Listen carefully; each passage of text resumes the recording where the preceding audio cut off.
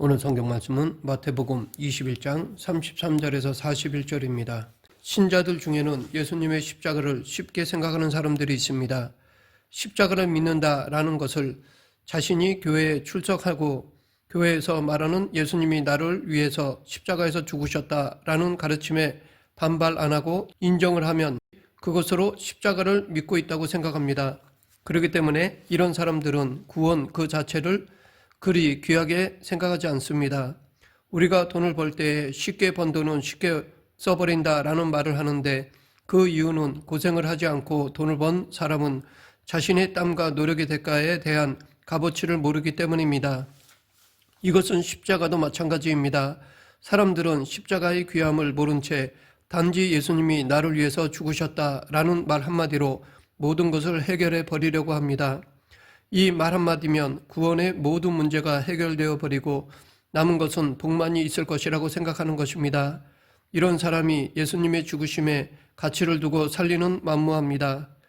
예수님이 우리에게 주신 구원의 문제에 대해서도 별다른 느낌 없이 받아들일 뿐입니다. 안 믿으면 교인이 아니니까 믿겠다는 의도가 짙게 깔려 있습니다. 또 사실 교회에서 교인을 향해서 가지고 있는 관심도 한 영혼이 진실로 천국에 가느냐에 두고 있는 것이 아니라 천국의 문제는 예수님을 믿습니다 라는 말 한마디로 해결해버리고 그 믿음의 증거로서 교회에 대한 열심과 봉사를 강조하고 있는 것이 현실적입니다. 이러한 가르침에서 자라온 교인들이 과연 십자가를 어떤 마음으로 바라볼까요? 자신의 모든 것보다 더 가치 있고 귀한 십자가로 여겨질까요? 자신의 모든 것을 다 잃어버려도 십자가만큼은 잃을 수 없다는 비정한 각오로 주님을 바라볼 수 있을까요? 절대로 불가능합니다. 이런 사람들은 십자가를 단지 바라만 보고 있는 방관자이지 참여자가 아닙니다. 그러나 주님의 십자가는 우리에게 참여할 것을 요구합니다. 주님의 길에 대한 방관자가 아니라 참여자로 부르시는 것입니다. 그러하기에 십자가는 결코 말 한마디로 해결되는 쉬운 문제가 아닙니다. 십자가에는 반드시 고난과 더 나아가 죽음이 따르기 때문에 그 길은 어려운 길입니다. 그렇기 때문에 우리의 힘으로는 불가능하고 성령이 우리에게 함께 하셔야 가능한 것이 십자가의 길인 것입니다. 사람들이 십자가를 쉽게 생각하는 것은 십자가에서 고난과 죽음을 제외시켰기 때문입니다. 십자가에서 고난과 죽음을 제외시켜버린다면 누구든지 십자가를 질 것입니다. 그러나 십자가는 정작 죽지 않고서는 절대로 내려올 수 없는 곳입니다. 그런 십자가에서 고난과 죽음을 제외시킨다면 그 십자가는 하나의 장식품에 지나지 않습니다. 우리가 이런 장식품인 십자가에 길들여지다 보면 십자가의 고난과 죽음은 주님의 몫이지 우리의 몫이 아니라고 생각하게 됩니다. 예수님에게는 고난과 죽음의 십자가이지만 우리에게는 고난과 죽음이 아니라 화려한 장식품이나 복을 가져다주는 통로로만 여기게 됩니다. 예수님의 고난과 죽음에 대해서는 그저 눈물 몇 방울 흘려주고 헌금하면 그것으로 십자가에 대한 모든 문제가 해결되는 것으로 생각합니다. 그리고 모든 관심은 세상에서 살아가는 자신에게 두고 있습니다. 예수님께서 무엇 때문에 자기를 따르는 길을 좁은 길이라고 하셨겠습니까? 예수님은 분명히 자신을 따르는 사람은 세상에서 환난을 당한다고 말씀하셨습니다. 그런데도 우리가 십자가에서 고난과 죽음을 제외하고 싶어 한다면 그것은 절대로 주님을 따르고자 하는 것이 아니라 십자가를 빙자한 어떤 혜택을 받기를 원하는 불의한 생각에 불과한 것입니다. 이것은 결코 믿음이 아니라 불신앙입니다. 그런데도 이것을 믿음이라고 우긴다면 그 사람은 천국과는 전혀 상관이 없는 믿음 아닌 믿음을 붙잡고 스스로 착각 속에서 살아가는 불쌍한 존재라고 말할 수밖에 없습니다. 이와 같이 십자가가 아닌 십자가는 예수님이 지신 실제의 십자가의 의미를 아는 신자를 통해서 그 실체가 적나라하게 드러나게 되어 있고 그에 대한 반응은 진짜 십자가를 보여주는 신자를 공격하는 것입니다. 사람은 누구든지 자신의 잘못을 지적할 때 그것을 쉽게 수긍하지 않습니다.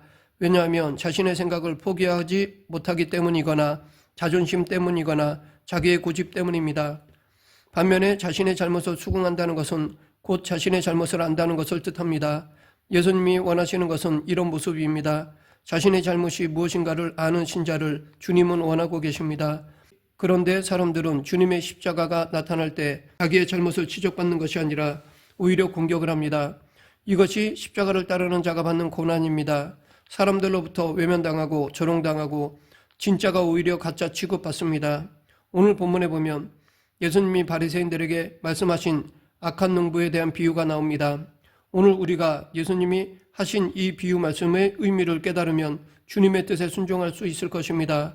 어떤 사람이 포도원을 만들어서 농부들에게 세를 주고는 어떤 이유인지는 모르지만 다른 나라로 떠났습니다. 그러다가 포도가 맺힐 때가 되자 주인은 실과를 받기 위해서 종들을 보냈습니다. 그런데 농부들은 종들을 때리고 죽이고 돌로 쳤습니다. 주인은 또 다른 종들을 처음보다 많이 보냈지만 결과는 같았습니다. 그러자 주인은 자기의 아들을 보내면 그 농부들이 아들은 공경하리라고 생각하고 아들을 보냈지만 농부들은 아들을 죽이면 그 포도원을 자기들이 차지할 수 있을 것이라고 여기고 아들을 죽이고 말았습니다. 이 이야기를 하고 나서 예수님은 그러면 포도원 주인이 올 때 그 농부들을 어떻게 하겠느냐라고 물으셨습니다. 이 말을 들었던 사람은 한결같이 그 악한 자들을 진멸하고 포도원은 제때에 열매를 바칠 만한 다른 농부들에게 새로 줄지니이다 라고 대답하였습니다. 사람들은 어떤 불의한 일을 보면 붕괴를 합니다. 신자가 십자가를 보면서 생각하는 것도 예수님이 악한 자들의 손에 죽으셨다는 것만 생각하지 내가 바로 예수님을 죽인 악한 자라는 생각은 상상도 하지 않습니다. 예수님이 바로 내 손에 죽으셨다는 것은 지나쳐버리는 것입니다. 그리고 이럴 때 우리는 죄인의 자리에 서는 것이 아니라 심판자의 자리에 서게 되는 것입니다. 오늘 본문도 마찬가지입니다.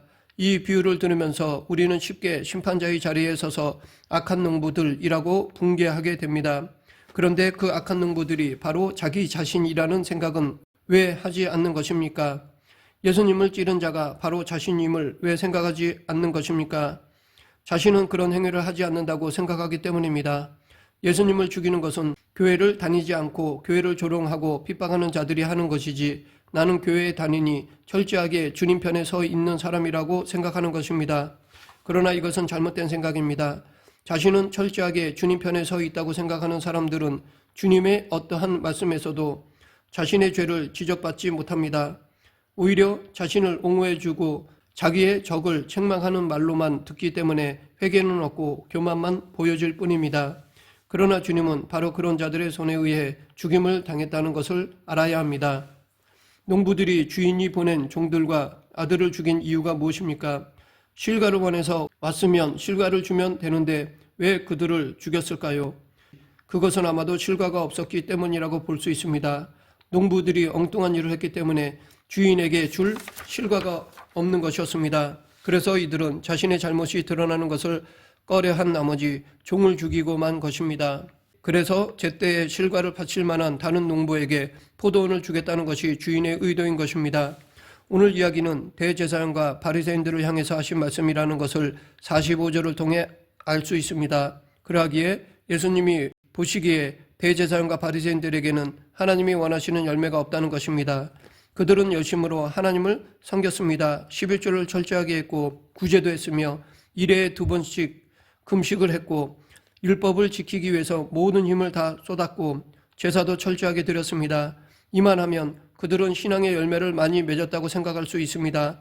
그런데 예수님은 그것을 열매로 여기시지 않으시는 것입니다. 우리 보기에는 열매가 많은데 예수님 보시기에는 열매가 전혀 없는 것입니다. 우리는 그들을 바리새인이라는 선입관을 가지고 보기 때문에 그들이 한 행위는 무조건 잘못이고 나는 그들과 다르다고 생각해 버립니다. 그러나 우리의 모습을 통해서 바리새인을 보면 바리새인이 곧 지금 신앙생활을 한다고 하는 종교인들의 모습과 일치함을 알 수 있습니다. 오히려 종교적인 열심에서는 그들을 도저히 따라갈 수 없을 정도입니다. 그러면 그들은 우리가 따라갈 수 없을 정도로 열심히 했는데도 불구하고 왜 열매가 없다는 것입니까? 그들의 것을 열매로 여기시지 않는다면 도대체 하나님이 원하시는 열매는 어떤 것일까요? 열매가 없다는 것은 책망이고 심판입니다. 만약 우리가 당시 유대인들과 비슷한 신앙생활을 하고 있다면 우리도 그들과 마찬가지로 열매가 없다는 책망의 말을 들을 수밖에 없을 것입니다. 그렇기 때문에 우리는 그 책망을 오늘 성경을 통해서 듣고 하나님이 원하시는 열매가 맺어지는 쪽으로 삶을 고쳐나가야 할 것입니다. 당시 종교 지도자들은 열매를 자기들의 열심에 의해서 맺게 된 결과로 오해하고 있었습니다. 즉 자기들이 열심히 한 만큼 열매가 맺어진다고 생각한 것입니다. 한 예로 전도를 해서 많은 사람이 자기 교회에 나오게 된 것을 열매라고 생각합니다. 자기가 설득해서 교회에 나오게 된 사람을 바라보면서 자기가 맺어놓은 열매라고 생각하고 마음 흐뭇해합니다. 이것이 당시 종교 지도자들이 생각한 열매였습니다. 그러나 하나님은 종교 지도자들의 이러한 열매는 열매로 취급하지 않으셨습니다. 결국 예수님은 이런 점에서 바리새인들과 충돌을 일으키셨던 것입니다. 마태복음을 보면 예수님께서 바리새인들과 충돌을 일으키시게 된 여러 가지 원인들이 나옵니다. 예수님이 그들과 충돌을 일으키신 것은 율법 문제, 표적 문제, 이혼 문제, 성전 문제, 부활 문제 등이었습니다. 즉 그들이 가지고 있던 모든 종교 형식을 깨뜨려 버리신 것입니다. 어떤 법을 지킴으로 하나님의 자녀가 될 수 있다는 착각을 공격하셨고 자기의 이익을 위해서 말씀을 교묘하게 이용하는 잘못됨을 공격하셨고 눈에 보이는 것을 믿는 엉터리 믿음을 공격하셨던 것입니다. 그리고 세리와 창기들이 너희보다 먼저 하나님의 나라에 들어가리라 라는 말씀을 하심으로 그들의 종교적 지위에 대한 자존심을 공격하셨던 것입니다. 그 당시 바리새인들이 율법을 주장하는 것은 오늘날 주일 성수 등 여러 가지 법적인 것을 요구하는 교회의 모습과 다를 바가 없습니다. 눈에 보이는 예배당에 거룩성을 두며 예배당을 하나님의 집이라 부르는 것과 유대인들이 성전을 중시하던 것과 뭐가 다르며 바리새인들이 자기들은 하나님의 집인 거룩한 성전에서 봉사하기 때문에 하나님이 특별히 세운 사람이고 그 때문에 지도자로서 대우받고 섬김받아야 한다고 생각했던 것과 오늘날 목사들이 거룩한 교회에서 봉사하는 자기들은 하나님이 특별히 세운 지도자이고 신자들은 그 지도자를 섬겨야 하고 그래야 복을 받는다고 주장하는 것과 틀린 점이 무엇이 있습니까?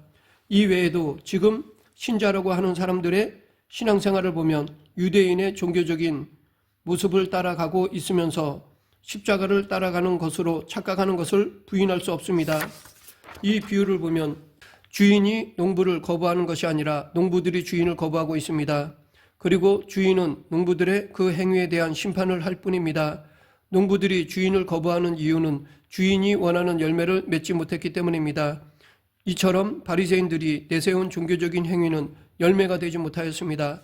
이 비유에서 주인이 요구하는 열매가 있었는데 그 열매를 맺지 못하자 종과 아들을 죽이게 된 것입니다. 이것은 우리들의 이야기입니다. 우리는 자칫 농부가 될 수 있습니다. 우리도 하나님이 원하시는 열매가 아니라 내가 생각하는 열매를 내놓으면서 열매라고 우겨서는 안 됩니다. 하나님은 그것을 인정하지 않습니다. 그러면 하나님이 원하시는 열매는 무엇입니까? 회개하는 것입니다. 십자가의 방관자가 아니라 참여자가 되는 것입니다. 십자가의 참여자는 자신의 죄를 아는 자입니다. 이렇게 자신의 죄를 알 때 세상에 대하여 죽는 것을 두려워하지 않습니다. 바리새인들은 자신의 신앙생활에 대한 오만과 자만이 있었습니다. 그렇기 때문에 누군가가 자신을 공격할 때 그것을 용납할 수 없었던 것입니다. 신앙의 오만은 자신을 죄인으로 만드는 것이 아니라 의인으로 만듭니다. 스스로 의인된 자는 결코 천국에 갈 수 없습니다. 스스로 의인된 자에게는 십자가가 필요치 않습니다. 그들은 십자가를 믿는 것이 아니라 자기의 열심을 믿습니다. 자기들이 예배당 세우고 자기들이 전도해서 교인 채우고 자기들의 업적을 가지고 하나님께 칭찬을 받으려는 헛된 야망을 우리는 버려야 합니다. 이런 야망 자체가 불신앙임을 알고 회개하여야 합니다. 그렇지 않고서는 하나님의 심판을 피할 수 없을 것입니다. 말씀을 맺겠습니다. 우리는 거룩하신 하나님을 예배하는 자리에 나올 자격이 없는 죽어 마땅한 죄인입니다. 그런데도 우리는 하나님의 사랑과 자비를 입어서 이 거룩한 예배의 자리에 나와 있습니다. 이것을 아는 자는 나는 오직 하나님의 사랑 때문에 십자가 때문에 산다 라는 고백을 할 수 있을 것입니다. 그리고 자기에 대한 사랑보다 십자가에 대한 사랑이 앞서게 됩니다. 우리 모두 십자가의 의미를 온전히 깨닫고 그 십자가의 길을 걸어가므로 하나님이 원하시는 열매를 맺는 성도가 되길 간절히 축원합니다. 기도하겠습니다. 사랑과 은혜가 풍성하신 하나님 아버지, 십자가만이 내가 살 길이요 열매 맺는 길임을 기억하며 예수님이 걸어가신 그 십자가의 길을 걸어가는 성도가 되게 하여 주시옵소서. 예수님 이름으로 기도드립니다. 아멘.